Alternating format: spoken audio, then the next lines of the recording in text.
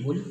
आदरणीय सम्मानित भाइयों, माताओं, बहनों एवं फतेहपुर जनपद वासियों, अगर फतेहपुर ज़िले के लोगों को जर जोरू जिला जवार के लोगों को अगर जर जोरू ज़मीन की समस्या को समाधान कराना है व शासन के मंशा के मुताबिक प्रशासन से कार्य कराना है तो वर्ष 2022 में यूपी का विधानसभा का चुनाव संपन्न होना है, जिसमें मैं बेनी प्रसाद सेवानिवृत्त लेखपाल निवासी निहालपुर विजयपुर मैं भी निर्दलीय विधानसभा का चुनाव लड़ूंगा, जिसका मैंने कुछ पर्चे छपवा करके अपने क्षेत्र जमार में वितरित भी किया हूँ और जा कर के गाँवों में और लोगों से संपर्क में ये कहता रहा कि अगर किसी भी विभाग की कोई आपकी समस्या हो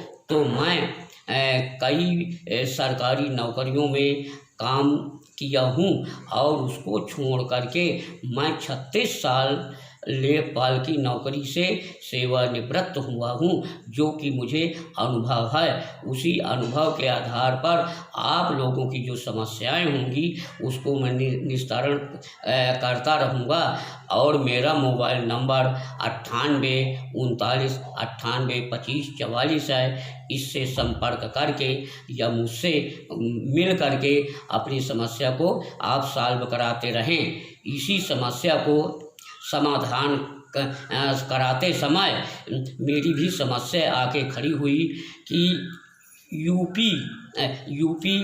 यूपी फतेहपुर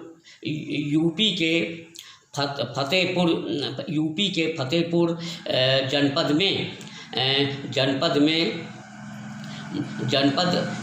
में मेरा IDBI बैंक में खाता चल रहा है, जो कि इसका स्थान है जो एसपी महोदय फतेहपुर का जिला मुख्यालय के पास रहते हैं।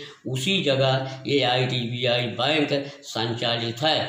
वहाँ से मेरा 49,000 रुपया अनऑथराइज्ड ट्रांजैक्शन कर दिया गया है।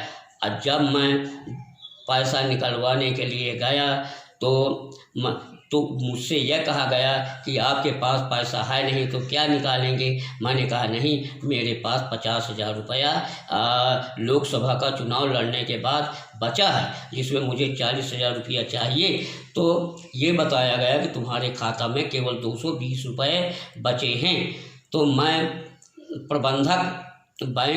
IDBI बैंक प्रबंधक श्री शेखर से कहा कि मैनेजर साहब ऐसी बात है, मेरा रुपया जो आपने जिसको भी दिया हो मुझे वापस दिलावें। तो उन्होंने कहा मैं क्या दिलाऊं, क्या मैं लिया हूँ का। मैंने कहा कुछ भी हो, बिना आपके ये ऐसा मेरा पैसा नहीं निकल सकता है, जिसके जिम्मेदार आप होंगे। आपसे मैं पैसा लूँगा। तो मुझे डांट फटकार दिखाई कि जाइए जो तुमको करना हो वो करें, मैं नहीं पैसा दूंगा। फिर मैंने उच्च अधिकारियों से शिकायत किया और मैं खुद जा करके प्रेशर बनाया। तो मेरे खाते में 49,000 रुपये की जगह 15,000 रुपये मुझे वापस कर दिए हैं और कहाँ तुम्हारे खाते में आ गया है, वो पैसा अपना 15,000 निकाल लो। मैंने कहा सर मेरा 34,000 रुपया।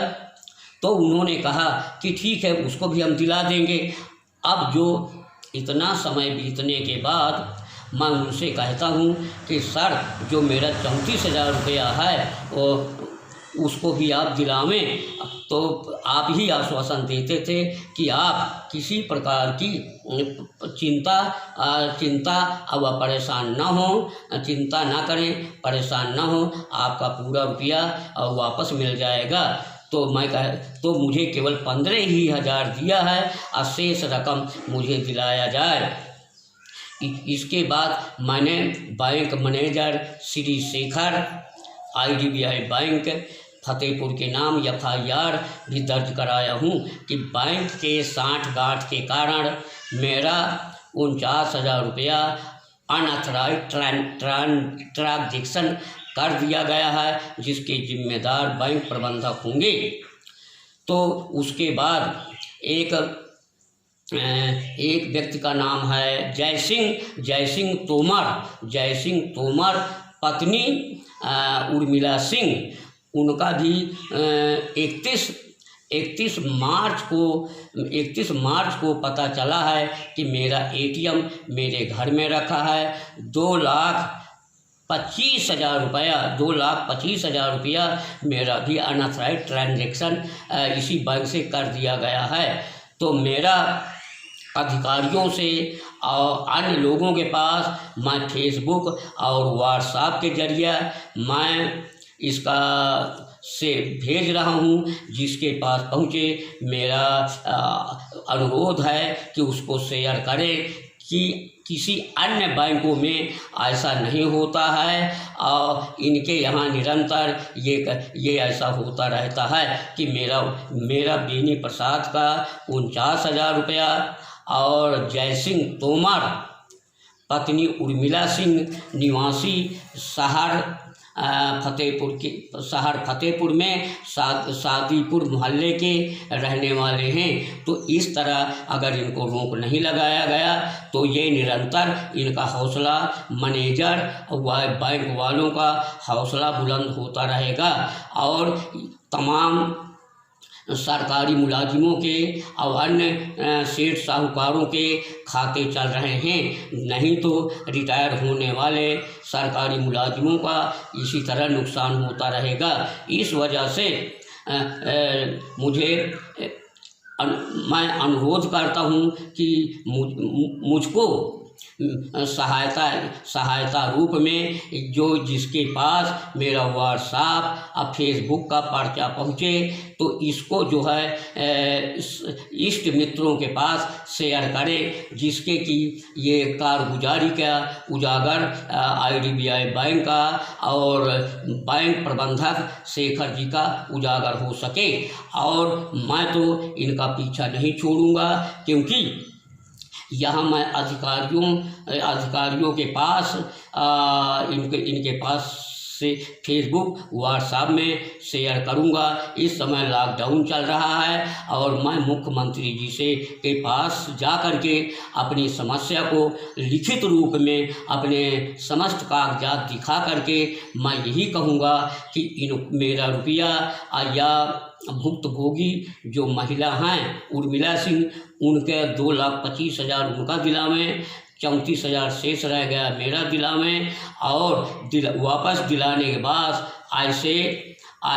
ऐसे बैंक प्रबंधक या उनके जांच में जो सम्मिलित हों उनको नौकरी से बर्खास्त करने की मैं मांग मुख्यमंत्री जी से भी करूंगा। इस वजह से मैं शासन प्रशासन से यही कहूंगा कि मेरा व्हाट्सएप नंबर बेनी प्रसाद का जिनके मोबाइल में पहुंचे व्हाट्सएप फेसबुक में, तो इसकी जांच पड़ताल करवा करके इसकी व्याख्या मुख्यमंत्री जी के पास भेजें, क्योंकि मुझे तो ये काम करना जिससे कि बड़े आसानी के साथ ये जांच हो सके और हम लोग भुक्तभोगियों को पैसा वापस मिल सके और इनको भी मैं नौकरी से बर्खास्त करवा दूंगा।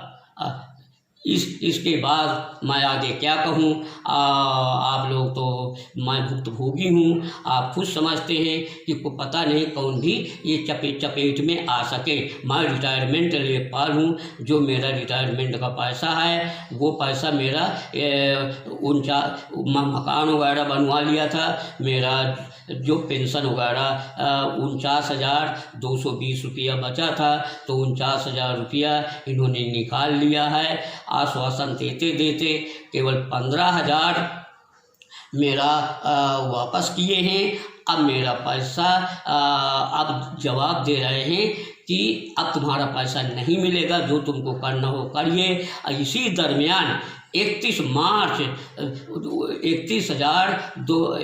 मार्च 2020 में इस भुक्तभोगी महिला उर्मिला सिंह तोमर निवासी शादीपुर शहर फतेहपुर का भी निकाल लिए गए हैं।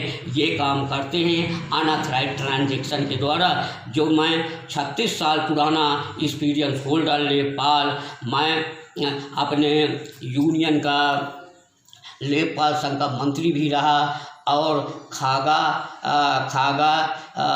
से चेयरमैन का चुनाव लड़ा और भारत का चुनाव लोकसभा का भी 2019 में लड़ चुका हूँ। मुझ जैसे टैलेंट व्यक्ति को जब गुमराह करते हैं, मिसगाइड करते हैं, तो अन्य लोगों का क्या हाल होगा। इसी के साथ मैं अपने शब्दों का विराम देता हूँ।